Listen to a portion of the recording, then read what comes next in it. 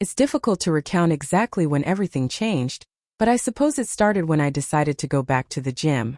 After years of feeling overlooked, tired, and lost in the routines of motherhood, work, and marriage, I barely recognized myself anymore. My husband, Jack, a stable and reliable man, was carrying in his way but increasingly distant, his life consumed by work. Somehow, over the years we'd fallen into the comfortable yet lonely rhythm of a married couple who'd forgotten how to connect. I don't know if he noticed or if he simply didn't know what to say, but either way I felt invisible. Then I met Sam, a trainer at the gym, younger than me by a few years, with an energy that seemed to set the entire room on fire. He was vibrant and friendly, encouraging me through every set and rep with a smile that felt genuine. The first few sessions with him were straightforward, focused on nothing more than fitness goals.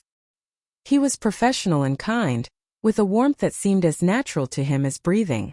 But something shifted in me each time he smiled, each time he cheered me on. I started to look forward to those sessions in a way that I hadn't looked forward to anything in a long time. Our conversations slowly began to dip beneath the surface. We'd talk about our dreams, our families, even things that felt oddly intimate. His struggles to find balance in his own relationships, my endless quest for purpose outside of family life. One day, I had a rough morning before our session. Jack and I had barely spoken, and the coldness between us felt sharper than ever. My usual workout outfit didn't seem to fit right, and I felt unusually aware of my age, my appearance, my body. When I arrived at the gym, Sam noticed my mood immediately. "Rough day?" he asked, looking at me with a gentleness that made my heart ache. Without thinking, I started pouring my heart out to him in a way I hadn't with anyone in years. He listened intently, without judgment, his eyes never leaving mine. When I finished, he placed a reassuring hand on my shoulder, holding my gaze a little longer than usual. "You deserve to be happy, you know," he said quietly. Something about the way he looked at me in that moment. It was as if he really saw me. The spark I felt was something I hadn't felt in so long, something I'd almost forgotten could exist. My pulse quickened, and I didn't pull away when his hand lingered. I didn't dare analyze it or question it, but I knew that things had changed in a way I couldn't ignore. Our interactions began to carry an unspoken tension, a flirtation that danced on the edge of something I couldn't fully grasp. The next time I saw him, I found myself lingering around him a little longer, my laughter a little freer, my heart a little lighter. He started texting me in the evenings, just small messages, asking how my day was or commenting on a workout we'd done. I knew it was innocent enough, but I also knew the anticipation I felt each time my phone buzzed. One Friday evening after a particularly intense workout, Sam asked if I wanted to grab a coffee nearby. Part of me screamed to say no, to run home and pretend this was nothing. But another part, the part that had been desperate for something more, something meaningful, convinced me to say yes. We spent hours talking over coffee, lost in each other's stories, our laughter breaking through the haze of the cafe's dim light. It felt surreal sitting across from him, feeling so young and alive. He listened to me in a way Jack hadn't for years, and the space between us felt electric. When he offered to walk me to my car, I knew I should say goodbye, leave with nothing more than a polite handshake. But when he looked at me under the dim parking lot lights, I felt the heat radiating off him, drawing me closer. My heart raced as I met his gaze as he leaned in, and I felt the brush of his lips against mine. It was gentle at first, tentative, but it unleashed something inside me I couldn't control. All of the years of loneliness, all of the nights spent wishing for closeness, came flooding out. The kiss grew deeper, more intense, and I was barely aware of anything beyond him, beyond this moment. From that night on, we couldn't stay away from each other. Every session became an excuse to be near him, every brush of his hand a reminder of what we'd shared. I knew it was wrong. I knew the lies I was weaving around Jack, the quiet moments when he'd look at me and ask if everything was okay. I'd nod, hiding the guilt, suppressing the thrill that Sam's name alone could spark inside me. It became a whirlwind. We'd steal moments in between sets, meet for coffee that stretched into long stolen hours, leaving me flushed and alive in ways I'd forgotten. Sam's touch, his laughter, his gaze, it all consumed me, filling a void I hadn't even realized was so deep. But the secrecy weighed on me. Jack was still there, still my husband, still the father of our children. And despite the growing rift between us, I knew the damage I was doing, knew the trust one was betraying. I'd lay awake at night, haunted by thoughts of what I'd become, torn between the woman I used to be and the woman Sam made me feel I could be. The final moment of reckoning came unexpectedly, as these things often do. Jack found one of Sam's texts on my phone, a simple message that gave everything away with a single word. "Missed you." His face paled and I saw the hurt in his eyes, a raw pain that mirrored the guilt gnawing at my own heart. We stood in silence for what felt like an eternity, the air thick with unspoken words. In the days that followed, we talked endlessly, painful conversations that shattered the illusion I'd been living in. Jack wanted to understand, wanted to know where we'd gone wrong. And in his own way, he was willing to fight for us, to repair what I'd broken. It was a chance to rediscover each other, to try and mend the pieces I'd so recklessly torn apart. But as I looked at him, the weight of my choices pressed on me, leaving me unsure of what kind of love could survive this storm. After that discovery, the house felt like it was frozen in time. Jack and I navigated around each other like strangers, his gaze heavy with questions he didn't know how to ask, and I, gripped by guilt, was too ashamed to answer. I'd become someone else in his eyes, someone he didn't recognize and perhaps could never fully forgive. It was as if he was looking at me through shattered glass, each piece a jagged reflection of the betrayal I'd caused. The days passed in tense silence, filled only with the routine demands of family life. Every glance from Jack was loaded with unspoken pain, his eyes lingering on me with a mixture of disbelief and anger. But in those rare moments when I caught a glimmer of vulnerability in his eyes, I'd see the depth of hurt I'd inflicted. I felt as though I'd taken everything we'd built together, all those years of trust, love, and shared memories, and torn it to shreds. My mind kept replaying memories of Sam, though, as if my heart refused to let him go despite the wreckage. His smile, his touch, the way he looked at me with a mix of admiration and desire. Those moments felt like an escape from the reality that I'd created. But they were also a cruel reminder of how far I'd strayed from the woman Jack had married.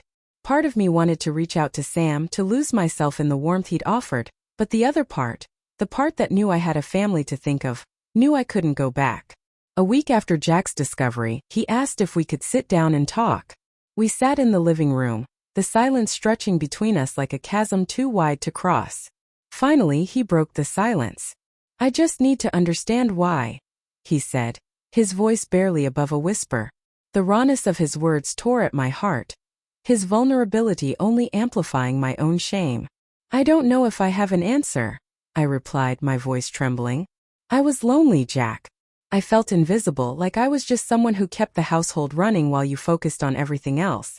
And Sam, he made me feel like I was someone again." Jack's face twisted in pain, but he nodded, his shoulders sagging as if he was carrying the weight of 1,000 unspoken words. "I'm sorry if I made you feel that way," he murmured. "But why didn't you tell me? Why didn't you just talk to me?" His words struck me with an ache I couldn't ignore. I hadn't realized how deeply we'd drifted apart until it was too late. In my mind, I had told myself that Jack would never understand, that he couldn't possibly feel what I felt. But here he was, offering to shoulder part of the blame, as if his own failings had driven me to betrayal. "I don't know," I whispered, the tears stinging my eyes. "I was just lost." We sat there, each of us consumed by our own thoughts, the silence thick and heavy. Jack finally broke it with a voice laced with determination. "If we're going to make this work, I need to know that you're willing to put in the effort, to rebuild what's left of us." I felt a surge of relief mixed with dread. He wanted to try to fix what I'd broken, but could I truly let go of Sam? Could I fully commit to Jack again after everything that had happened? The questions haunted me as we began our slow journey toward healing. Jack suggested therapy, a space where we could confront the issues that had festered for so long. Reluctantly, I agreed, realizing it might be our only chance. Therapy was grueling. Each session forced us to lay bare our fears, our anger, and our resentments, all the unspoken words that had piled up between us over the years. We talked about how our lives had shifted over time, how our focus had drifted from each other to the daily grind. And in that sterile room, under the guidance of a patient therapist, I saw glimpses of the Jack I'd fallen in love with years ago. I saw his strength, his compassion, and a willingness to forgive that I hadn't expected. But in the quiet moments when I was alone, memories of Sam still lingered. The pull to reach out to him was overwhelming, and some nights I'd find myself staring at my phone, his name only a text away. The temptation clawed at me, a reminder of the escape I'd found in his arms, the thrill of being seen, cherished, wanted. But each time I'd put the phone down, reminding myself of the commitment I'd made to Jack, to my family, to the fragile bond we were working so hard to repair. Months passed, and with each therapy session, each honest conversation, we started to find a rhythm again. The laughter slowly returned, the tenderness and intimacy that had once seemed lost began to bloom again. Cautiously and slowly, Jack and I started spending more time together, rediscovering the things that had once brought us joy. We went on date nights, shared quiet evenings on the porch, talked about our dreams and fears like we hadn't in years. It was as if we were building something new, something fragile yet real, out of the ashes of what I'd nearly destroyed. But healing was not a straight path. There were nights when Jack's trust wavered, when he'd look at me with that haunted expression, as if reliving the betrayal all over again. And I would find myself holding my breath, terrified that he'd walk away, that he'd decide it was all too much. But each time he'd stay. We'd stay, bound together by a shared desire to rebuild what was left of us. Gradually, the memories of Sam began to fade, like shadows retreating with the morning light. I'd remember his smile, his touch, but now it felt distant, almost like a dream I'd once had. I realized that what I'd been searching for wasn't him, but a part of myself I'd lost over the years. The thrill I'd found in Sam was just a reflection of a longing that had been buried inside me, a need to feel alive, to feel seen. And as Jack and I continued to heal, I found that part of myself again. Not through someone else, but through the love and connection we were rebuilding together. In the end, our marriage was never the same as it had been before. The trust, once shattered, was mended but marked with scars that would always remain.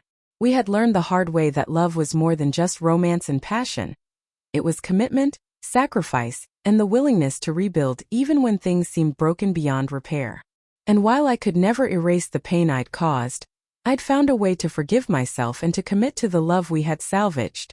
Looking back, I knew that the path I'd taken had nearly destroyed us, had nearly ripped apart the life we'd built together. But somehow, through the trials, through the hurt, we'd found a way back to each other. And though the journey was filled with pain, it had also brought us closer, reminding us both of the vows we'd taken, the promises we were still determined to keep. As Jack and I continued to rebuild our life, the tension of that first discovery eventually faded, but I was left with an odd, lingering sense of emptiness that crept in during quiet moments. Despite the therapy, the dinners, and the laughter we'd managed to bring back, a part of me still felt like it had lost something, or maybe it was someone.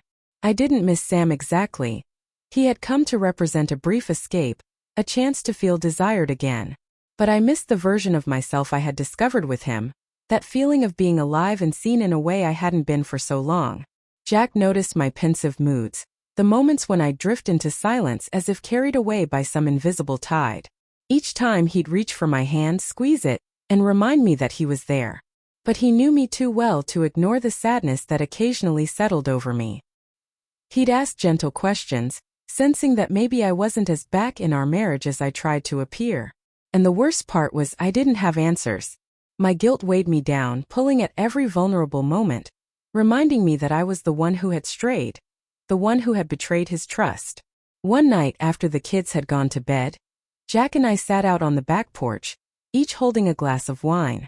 The air was warm, filled with the gentle hum of distant traffic and the occasional chirp of crickets. It was peaceful, the kind of night where silence felt like a comforting presence. But as we sat there sipping our wine, I sensed Jack was waiting, quietly hoping for me to fill the empty space between us.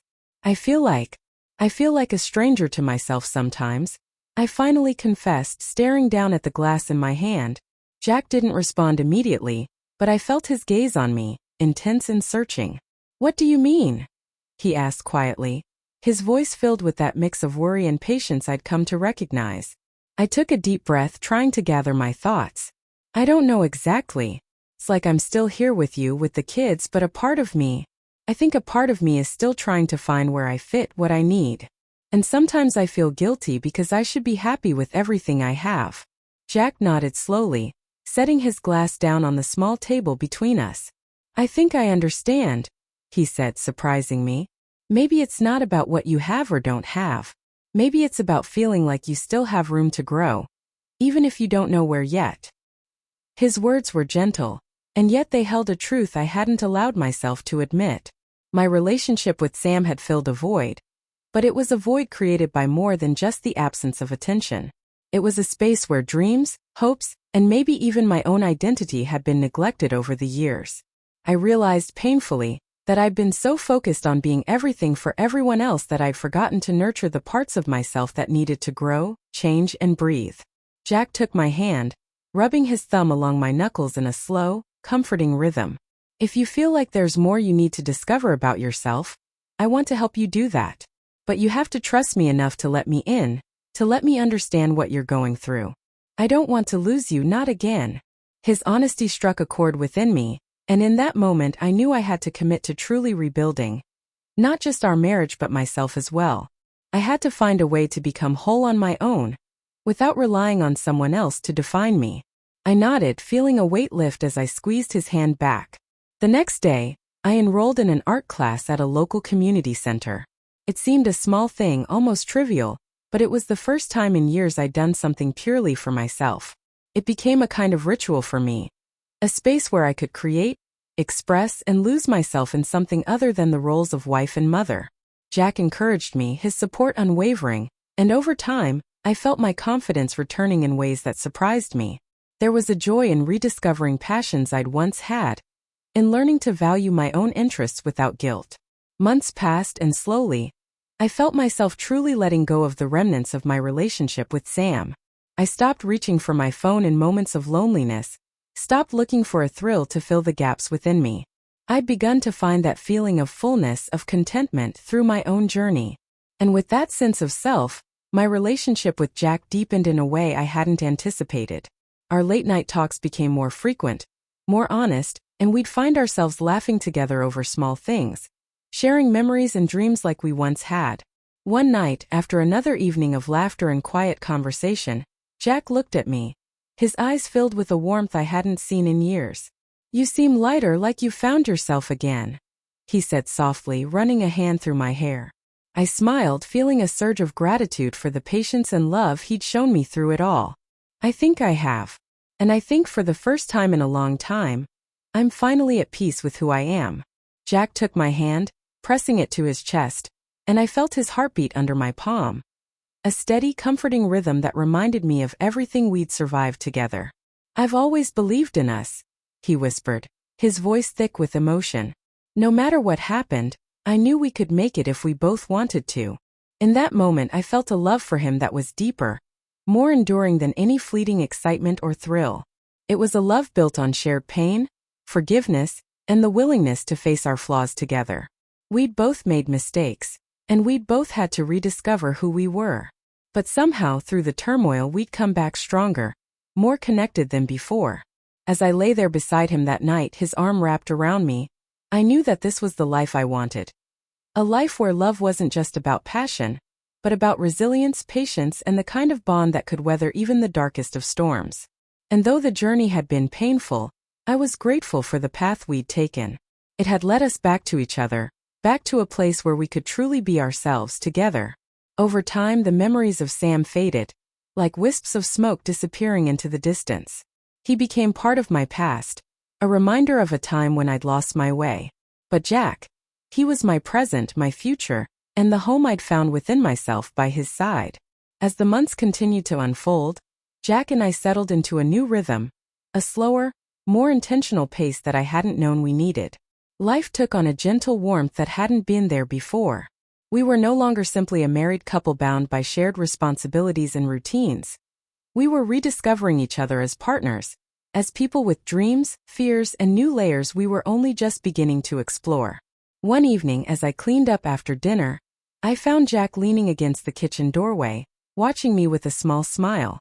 I looked up, caught off guard by his gaze, which was tender yet thoughtful. "You know," he began, crossing the room to take my hand, "I don't think I ever told you how grateful I am that we went through therapy. How grateful I am that you stayed." There was a vulnerability in his words that made my chest tighten. I squeezed his hand, unable to hold back a smile. I should be the one thanking you, Jack, for not giving up even when it would have been easier. Even when He stopped me with a gentle finger to my lips, his expression soft yet firm. No, we're not looking back. Not like that. I didn't stay out of duty. I stayed because I knew what we had was worth fighting for. His words stirred something deep inside me, a sense of appreciation that transcended the hardships we'd endured. Jack had stayed not because he had to, but because he chose to. And that choice, made day after day despite the pain, was something I held onto fiercely. Life outside our marriage was finding new rhythm too. I began to embrace my art with a passion I hadn't felt in years, letting myself experiment with colors, forms, and techniques that felt as foreign as they were thrilling. Each brushstroke seemed to paint not just a picture, but parts of me that I was still uncovering. The time I spent painting became a sanctuary, a place where I could explore the depths of my own heart without fear or shame. It was healing in a way I hadn't anticipated, filling the quiet moments with purpose and peace. Jack would often join me in the makeshift studio I'd set up in a corner of our home. Some evenings he'd sit nearby with a book, glancing over every now and then, watching me work with a quiet pride that made my heart swell. Other times he'd bring his own projects, a model airplane, a set of woodworking tools, activities he'd enjoyed years ago and had recently picked up again, perhaps inspired by my journey back to art. We found solace in these simple shared moments, a closeness that didn't need words. Our connection grew too, as we leaned into newfound honesty with each other. We'd talk late into the night, sharing thoughts, dreams, and even regrets that had long gone unspoken. Jack told me about times he'd felt disconnected, moments when he'd wanted to reach out but hadn't known how. I shared my own fears, my worries that I'd never find fulfillment outside of my roles as wife and mother. These conversations were difficult, but they stripped away the walls we'd built, exposing a rawness that brought us closer. One afternoon, about a year after that first shattering moment of discovery, Jack suggested we take a weekend trip, just the two of us. He'd arranged for the kids to stay with his parents, planned every detail so I didn't have to lift a finger. It felt like the kind of getaway we hadn't had in years, simple, intentional, a chance to reconnect without distraction. We drove to a small cabin tucked away in the mountains, a place surrounded by towering pine trees and the quiet stillness of nature. As we unpacked, I felt a childlike excitement bubbling within me, as if this trip held the promise of something new, something waiting to be uncovered. Jack seemed to feel it too, his eyes bright as he looked around, taking in the view with the same awe as I felt. The days at the cabin were slow and restorative. We spent our time hiking, exploring the area and sitting by the lake, our conversations deep and unhurried. One afternoon we stumbled upon an overlook with a sweeping view of the valley below, and we stood there in silence, taking in the beauty around us. Jack slipped his arm around my shoulders, pulling me close, and I rested my head on his chest, listening to the steady beat of his heart. "I don't think I've ever been happier than I am right now," he murmured, his voice low and warm. I looked up at him, my heart swelling with a love that felt all-encompassing. "Me too," I whispered, feeling the weight of my words. It was true. I hadn't felt this kind of peace in years, a peace that came not from perfection, but from acceptance, from knowing that we'd weathered the storms and come out stronger. That evening, as the sun set over the mountains, casting a warm glow over everything, we shared a quiet dinner on the porch. The air was cool, the scent of pine filling the evening breeze. Jack reached across the table, taking my hand, his touch grounding me, reminding me of everything we'd fought to keep.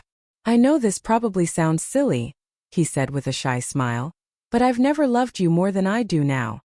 His words touched me deeply, and I felt tears prickling at the corners of my eyes. "It's not silly at all," I replied, my voice thick with emotion. "I feel the same way.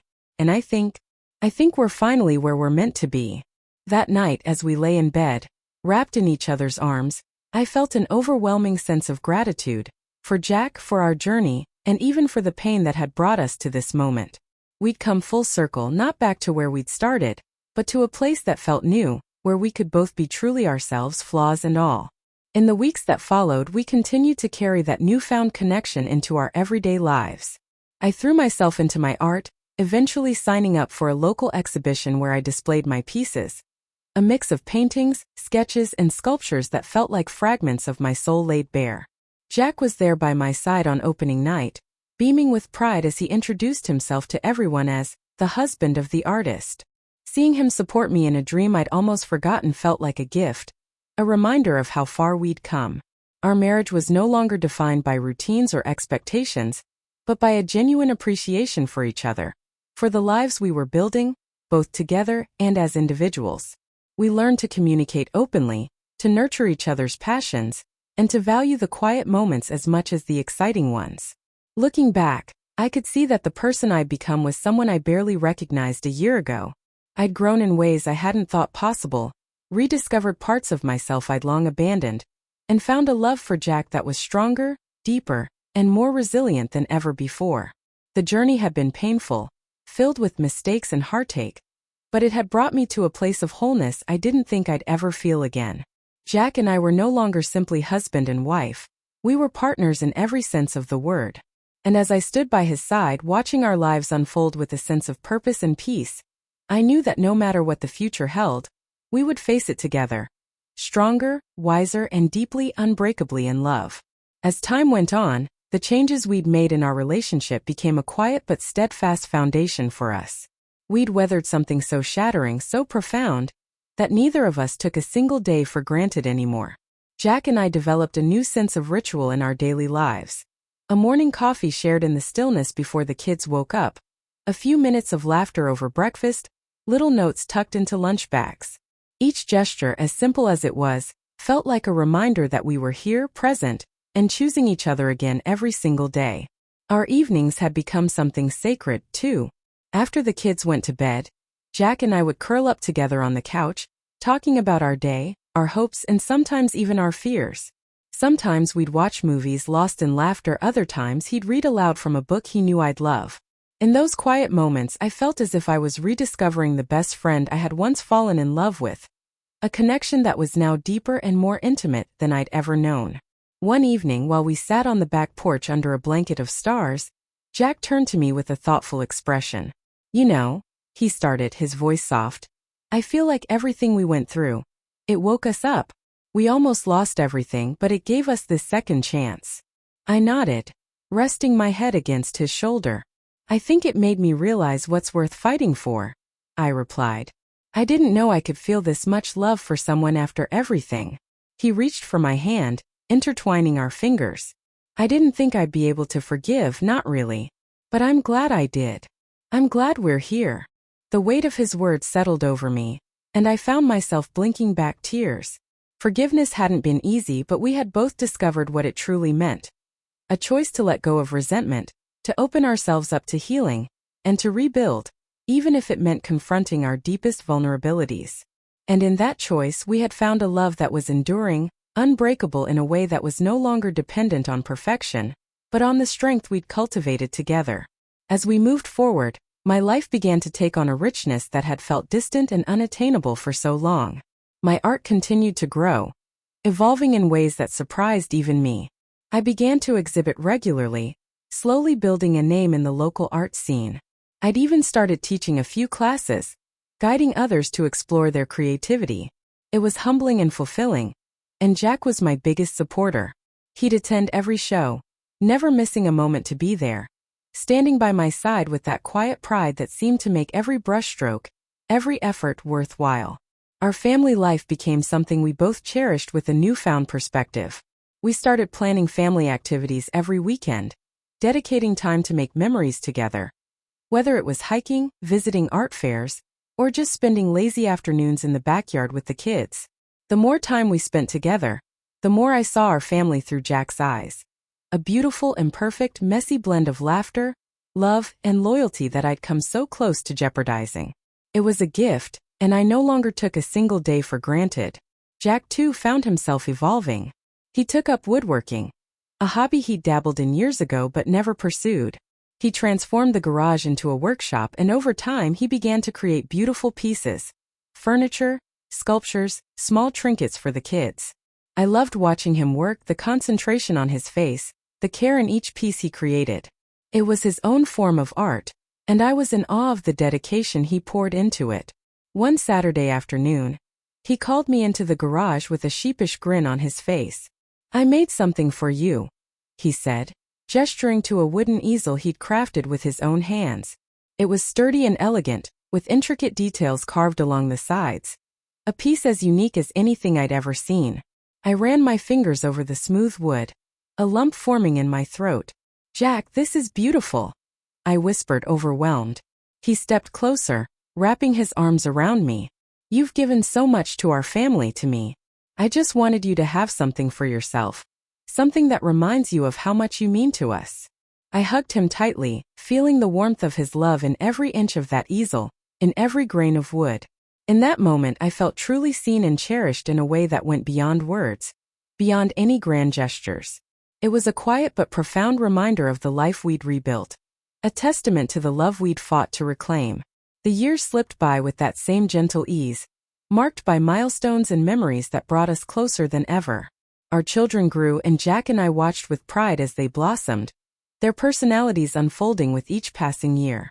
We celebrated birthdays, anniversaries, small victories, and quiet moments that all added to the fabric of our lives.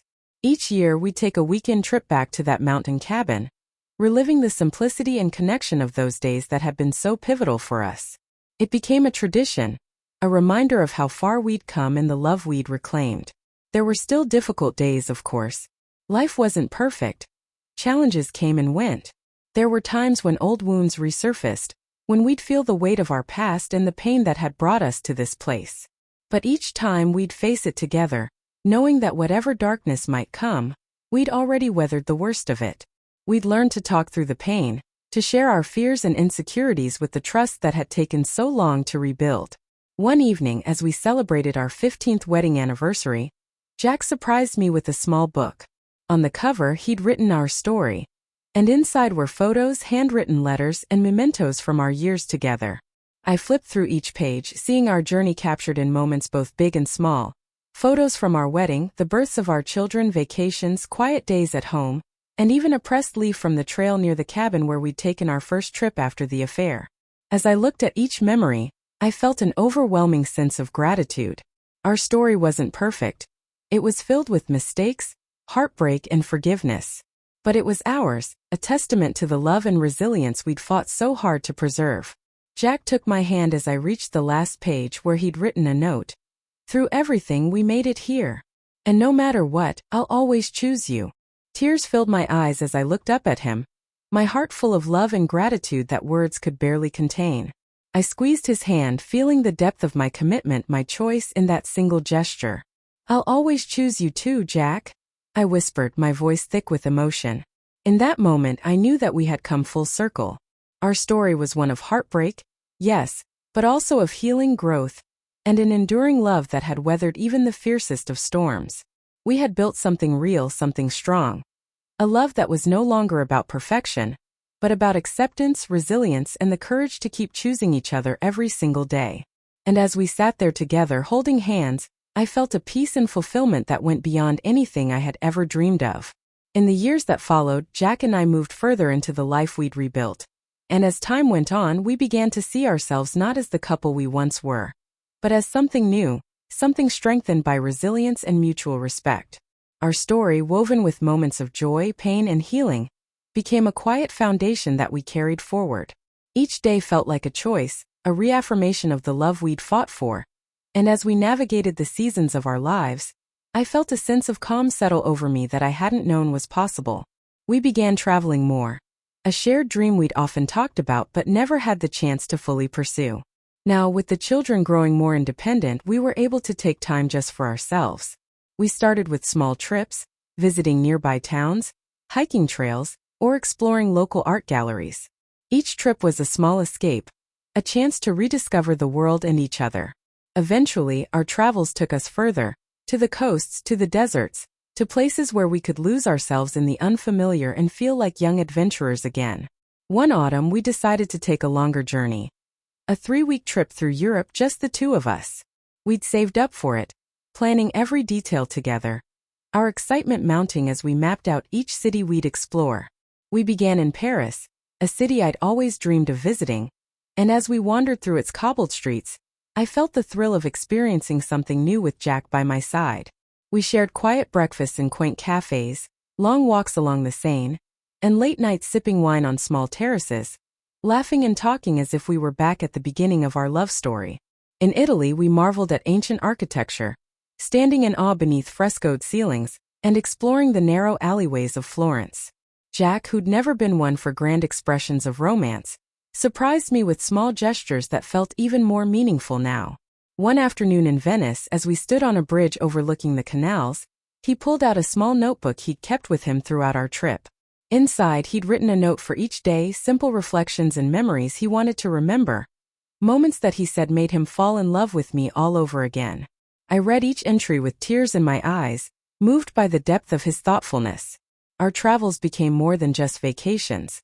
They were opportunities to continue growing together, to experience the world as partners, friends, and lovers. Each trip was a reminder of the life we'd rebuilt, a testament to the strength of our love and the forgiveness that had brought us back to each other. We collected memories like treasures, each one a chapter in our story that we would cherish for the rest of our lives. Back at home, life settled into a comfortable rhythm. Our children, who had once been our little ones, were now young adults with lives of their own. Watching them grow, pursue their passions, and build their own paths filled us with a profound pride. They often came to us for advice, or simply to share their lives, and in those moments I felt grateful for the family we had nurtured. We'd managed to provide them with a stable home, a place where they knew they were loved, no matter what challenges life might bring. It was a gift, a legacy of love and resilience that we had worked so hard to preserve. One spring, Jack and I hosted a family gathering to celebrate our oldest child's graduation. Our home was filled with laughter, stories, and the warmth of friends and family. As I watched Jack telling stories to our children and their friends, his laughter filling the room, I felt an overwhelming gratitude for the life we had built together. I saw in him the man I had fallen in love with, the man who had stood by me through every trial, and the man who had forgiven me when I hadn't thought forgiveness was possible. I felt our love as something sacred, a bond that had been tested and made stronger for it. Years slipped by and our lives grew richer with memories and shared experiences. Each season brought new challenges, of course, moments of frustration, disagreements, the occasional doubts that we'd learn to navigate with patience and understanding. But each challenge became another opportunity to reaffirm our commitment, to lean on the strength we had built together. Our lives became a tapestry of shared dreams, laughter, and quiet, steady love. In time, we became grandparents, a new chapter that filled our hearts with the joy we hadn't anticipated. Holding our grandchildren, watching them grow and discover the world, brought a sense of fulfillment that was indescribable. Jack became a natural grandfather, patient and warm, his face lighting up with every visit. I loved watching him with them, his laughter blending with theirs, his gentle encouragement reminding me of the kindness he had always shown. As the years continued to unfold, we grew older together, each stage of life deepening our love and understanding. Our children and grandchildren became regular visitors, filling our home with energy and life. Each gathering was a reminder of everything we had fought for, of the life we had chosen to build together despite the pain and struggles. The past no longer held the power it once had. It had been transformed into a foundation upon which we had built a love that was timeless, resilient, and true. One summer evening, as we sat on the porch watching the sunset, Jack took my hand in his grip as steady and familiar as ever. The sky was painted in hues of orange and pink, the colors blending into a breathtaking display that felt like a celebration of the life we had lived. He looked at me, his eyes filled with the same love I'd seen all those years ago, and he whispered, "I'd choose you all over again in every lifetime." I smiled, feeling the weight of his words settle into my heart, knowing that I would choose him too, again and again, no matter the trials, the heartache, or the moments of doubt. Our love had been tested in ways I'd never imagined, but it had emerged stronger, more resilient, and more beautiful than I ever could have dreamed. We had built a life, a legacy of love, that would endure beyond us, a testament to the strength of forgiveness and the power of commitment. As we sat there together, wrapped in the warmth of that summer evening, I felt a peace unlike any I had ever known. Our journey had been long, marked by mistakes, redemption, and an unwavering commitment to each other. And in that moment I knew that our story was complete. A love story not defined by perfection, but by the resilience, forgiveness, and unwavering devotion that had carried us through every storm. We had built something timeless, something real, And it was a legacy that would live on in the hearts of those we loved. As the years passed, Jack and I grew into the peaceful golden phase of our lives, savoring every moment together with a quiet, grateful love that needed no words. Each day felt like a gentle gift, mornings spent in each other's presence, laughter shared with family, long walks where words were few but the warmth of his hand in mine said everything. Our love had become something steady and enduring, like the soft light at the end of a day.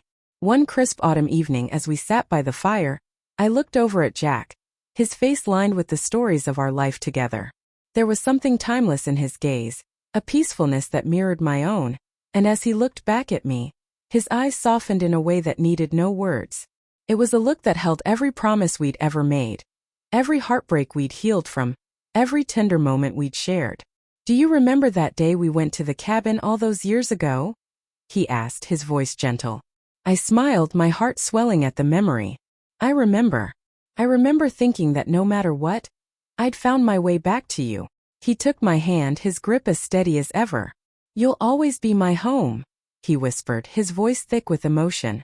The quiet stretched between us, filled with memories, love, and a peace we'd spent a lifetime building. In that moment I felt complete, like our story had come full circle, shaped by all the love, mistakes, forgiveness, and commitment that had bound us together. We had been through everything, and yet, here we were, side by side, content in the life we had created. As the fire crackled and the world outside grew quiet, I rested my head on his shoulder, letting the warmth of his presence fill me with a profound peace. In the gentle silence, I knew that we had truly lived, that we had loved in ways that would echo on long after we were gone. Our story wasn't one of perfection but of resilience. A love that had been tested, shaped, and refined, like a stone smoothed by the river. And as we sat there, wrapped in each other's presence, I knew that we had found something rare, something lasting. Together we'd built a legacy of love, one that would live on in the hearts of those we left behind.